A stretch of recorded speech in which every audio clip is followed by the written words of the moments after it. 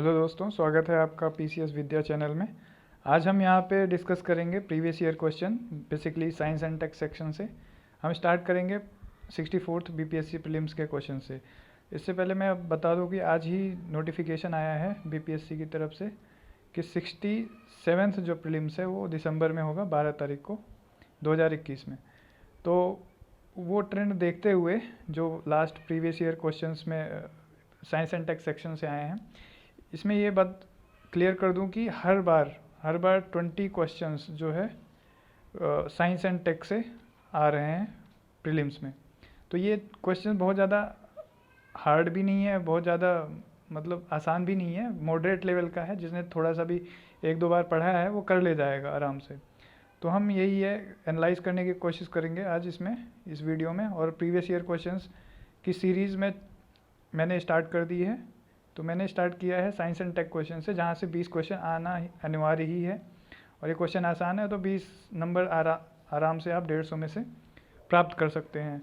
यहाँ पे ये है कि अगर आप रेगुलरली मेरे ही चैनल को शायद अगर नॉर्मली देखते रहेंगे, फिर भी आप लगभग 15 से 18 क्वेश्चन सही करके आ जाएंगे। बाकी और भी यूट्यूब चैनल है जो कि अच्छा बताते हैं, तो वहाँ से भी आप थोड़ा बहुत मदद ले सकते हैं। तो हम यहाँ पे पहले प्रीवियस ईयर क्वेश्चन करेंगे, लगभग 8 से 10 ईयर्स का। उसके बाद हम टॉपिक वाइज ये साइंस एंड टेक देख लेंगे कि क्या इंपॉर्टेंट है और कैसे आता है। तो चलिए स्टार्ट करते हैं। फर्स्ट क्वेश्चन अगर देखें कि इसमें जो पूछा है कि which of the following is has pH value of 7। अब 7 पीएच वैल्यू जो होती है, देखो पीएच वैल्यू की जो वैल्यू चलती है वो 0 से लेके 14 तक चलती है, 0 से लेके 14 तक, और बीच में आता है 7।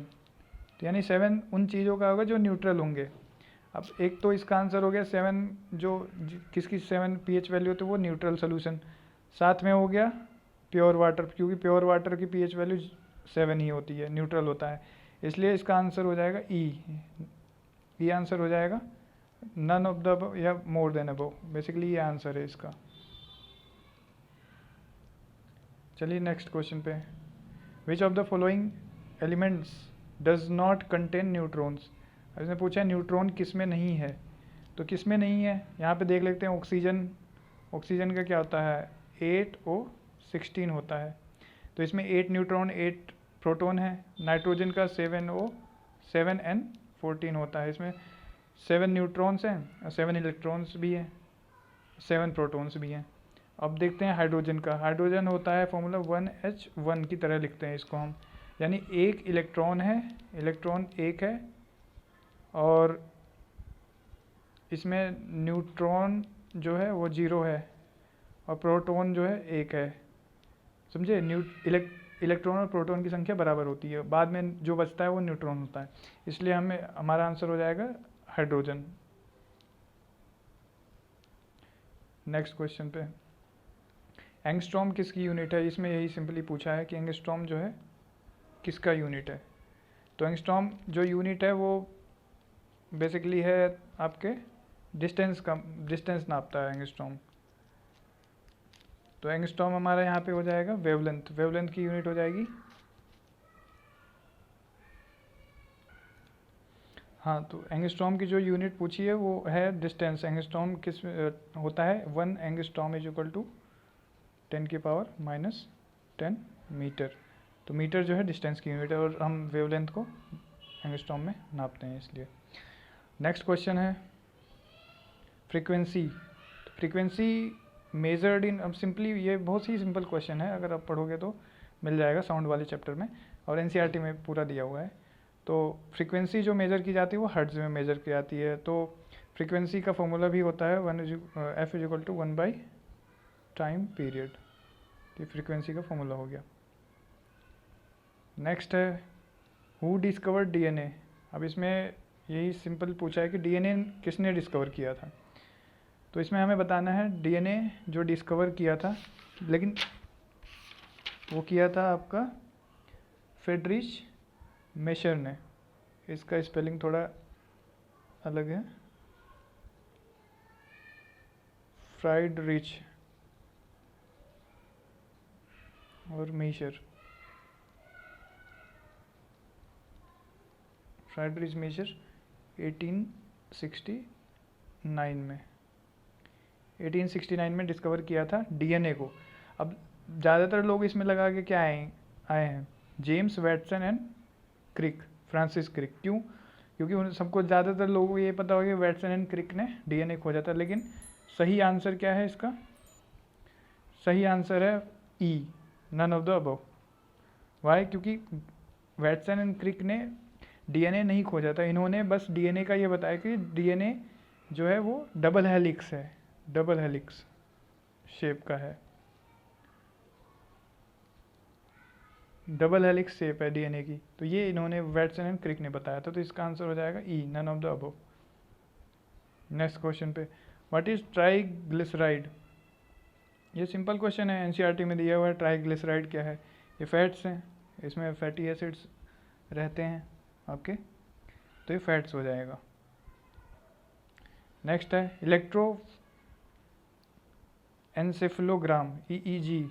ईईजी पूछा है, सिंपल हम देखते हैं भाई, मूवीज़ में भी कई बार देख लेते हैं कि ये जो ईईजी लगा होता है वो ब्रेन की पल्सेस नापने के लिए होता है, इलेक्ट्रिक सिग्नल्स जो चलते रहते हैं ब्रेन में उसके। और दूसरा ट्रिक है ये याद रखने की, जो एनसेफेल है, एनसेफेल यहाँ पे, एनसेफेल का मतलब जो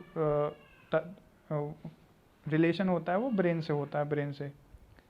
जैसे हमारा एक एनसेफेलिटीज़ जो एक जापानीज़ हम कहते हैं जेई बीमारी है, जापानीज एनसेफेलिटीज़, वो ब्रेन की ही बीमारी है, ब्रेन इन्फ्लेशन होता है उससे।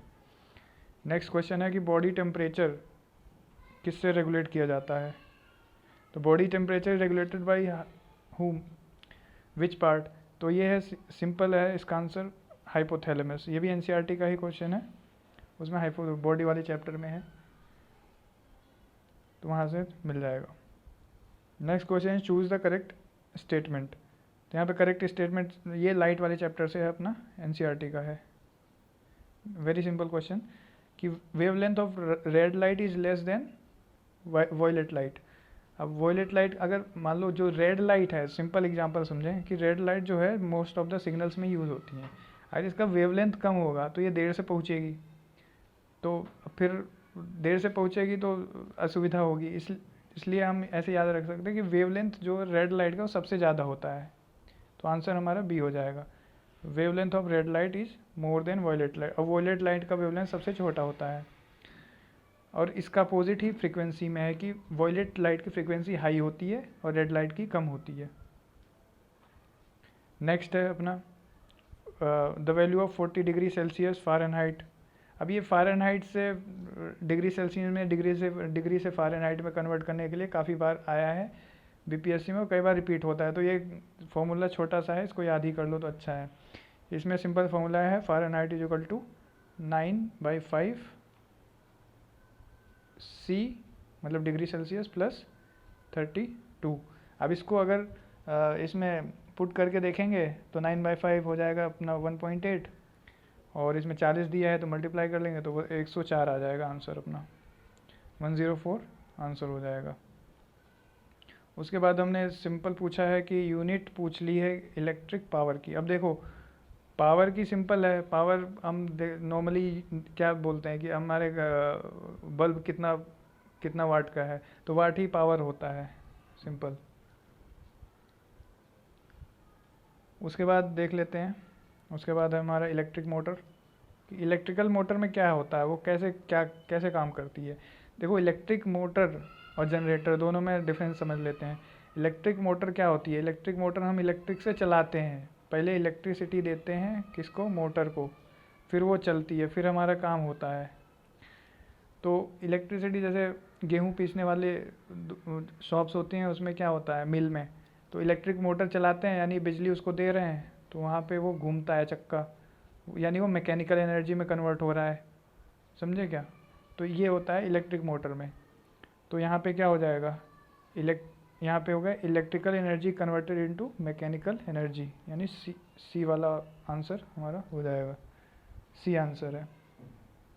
अब जनरेटर में क्या होता है, इसका अपोजिट होता है। जनरेटर में क्या होता है, हम मैकेनिकल एनर्जी देते हैं जनरेटर में क्या होता है, मैकेनिकल एनर्जी देते हैं, वो इलेक्ट्रिकल में कन्वर्ट हो जाता है, जिससे हम वो जनरेटर वगैरह चलाते हैं शादियों में। तो ये है। और ह्यूमन बॉडी, ये सबसे सिंपल क्वेश्चन है, बहुत ही लॉजिकल है।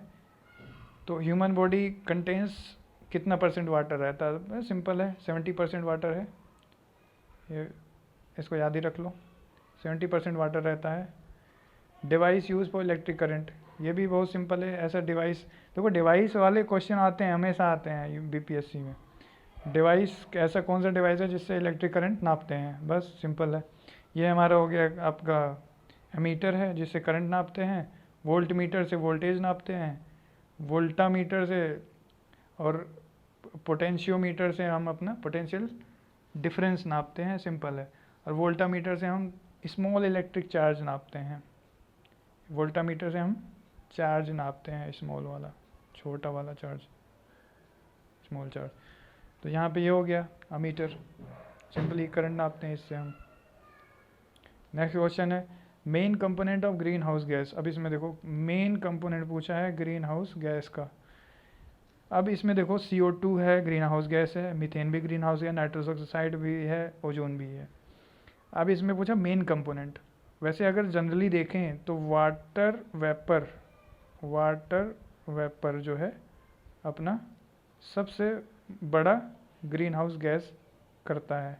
ये सबसे ज़्यादा जो है एनर्जी अपने पास एब्जॉर्ब करके रखता है, हीट। तो इसमें वैसे सारे ग्रीन हाउस गैस हैं, इसलिए हमारा ऑप्शन जो होगा ई होगा। अब आइंस्टीन को, नेक्स्ट क्वेश्चन में है कि आइंस्टीन को नोबेल प्राइज़ किस में मिला था भाई? तो ये है रिलेटिविटी। अब लोग समझेंगे कि रिलेटिविटी मिला था क्योंकि ज़्यादा फेमस है ये। बोस आइंस्टीन कंडेंसेट, वो तो फिफ्थ मैटर था शायद यूनिवर्स का। और दूसरा है कि इनका मास एनर्जी इक्वेशन E=mc² वाला। लेकिन इसमें हमेशा याद रखना है कि जो इनको नोबेल प्राइज़ मिला था आइंस्टीन को, वो मिला था भाई फोटो इलेक्ट्रिक इफेक्ट की वजह से, इन्होंने ढूंढा था और बहुत काम की चीज़ सही है। नेक्स्ट क्वेश्चन पे चलते हैं। Power house of the cell, very general question है। पावर हाउस ऑफ सेल बिल्कुल आपको मिल जाएगा किसमें, 9th क्लास में मिल जाएगा, वेरी सिंपल है। 9th क्लास की NCERT में मिल जाएगा। Power house of the cell किसको कहते हैं? माइटोकॉन्ड्रिया में। यहीं पे सारी एनर्जी हमारी प्रोड्यूस होती है हर ऑर्गन के लिए।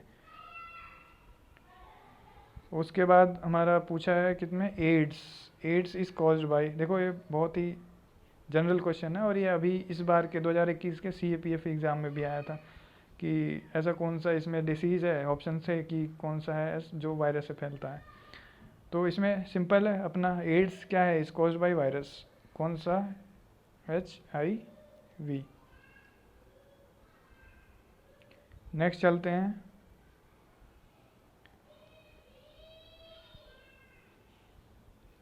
ये है हमारा which instrument is use to measure humidity measure करने के लिए कि एयर में कितनी मात्रा है पानी की। तो ये देखो एक तो इसमें याद करने की ट्रिक क्या है, हाइड्रोमीटर, हाइड्रो मतलब वाटर होता है, पायरो मतलब आग होता है, आग से संबंधित है, लैक्टो मतलब मिल्क से संबंधित है। तो इसमें बचा क्या, हाइग्रो बचा है, तो हाइग्रो ही हमारा आंसर है। हाइग्रो मतलब ह्यूमिडिटी है,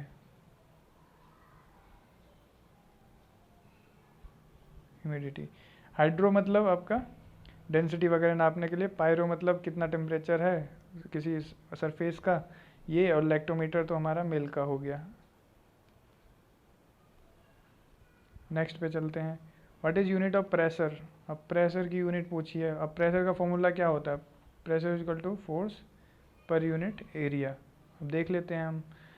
तो फोर्स का यूनिट क्या होता है, फोर्स का यूनिट होता है न्यूटन में, हम नापते हैं हमेशा। और एरिया का क्या होता है, हम नापते हैं मीटर स्क्वायर में।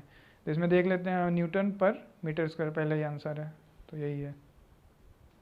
तो ये थे हमारे 20 क्वेश्चन। देखो 20 क्वेश्चन फिक्स होता है बीपीएससी में, जो कि हर बार प्रीलिम्स में आता ही आता है। तो यहाँ पे देख लो आप, बहुत ही सिंपल क्वेश्चन है, मतलब 20 में से 18 तो ईजिली कर ले जाओगे अगर लास्ट के 10 ईयर के भी क्वेश्चन कर लिया आपने, मतलब उनके टॉपिक भी पढ़ लिए जो टॉपिक इसमें दिए हुए हैं। तो आप ये काम कर सकते हो कि ये जो टॉपिक्स हैं, जैसे pH है तो ये एसिड बेसिस साल्ट्स में होगा, वाले चैप्टर में होगा। उसके बाद न्यूट्रॉन्स है तो ये एटम वाले चैप्टर में होगा। तो ये चैप्टर जा जाके एक बार बस ग्लिम्स ले लो उसका, जो 8th या और 9th क्लास की है, तो उसमें आपका काफ़ी अच्छा पकड़ बन जाएगा। तो मैं ऐसे ही प्रीवियस ईयर क्वेश्चन अभी लाता रहूँगा, और उसके साथ में मैं प्लान कर रहा हूँ कि करंट अफेयर्स की सीरीज़ ला दूँगा, जो कि बिल्कुल इम्पोर्टेंट वाली होगी, और लगभग वो 300 के करीब, 300 350 होंगी, और उसमें से गारंटीड है कि भाई 25 से ऊपर क्वेश्चन तो आने ही हैं उस करंट अफेयर्स में से। तो सिंपल है, और ये बीपीएससी का प्रीलिम जो है काफ़ी प्रेडिक्टेबल है, मैंने भी निकाला है और इसलिए मैं बता पा रहा हूँ। तो इस बार का ही निकाला है क्योंकि इस बार काफ़ी अनएक्सपेक्टेड था, और मैं तो जनरल की सोच, मैं क्योंकि मेरे जनरल से है तो मैं जनरल सोच के गया था कि भाई 102 तक काम हो जाएगा अपना, लेकिन वही करके आया था तो हो ही गया बाई चांस, तो उतना मार्जिन लेके चला था मैं। चलो ठीक है, फिर से मिलते हैं नेक्स्ट वीडियो में। अब की बार मैं लाऊंगा 63rd का PYQ लेके आता हूँ साइंस एंड टेक का। Okay, thank you very much.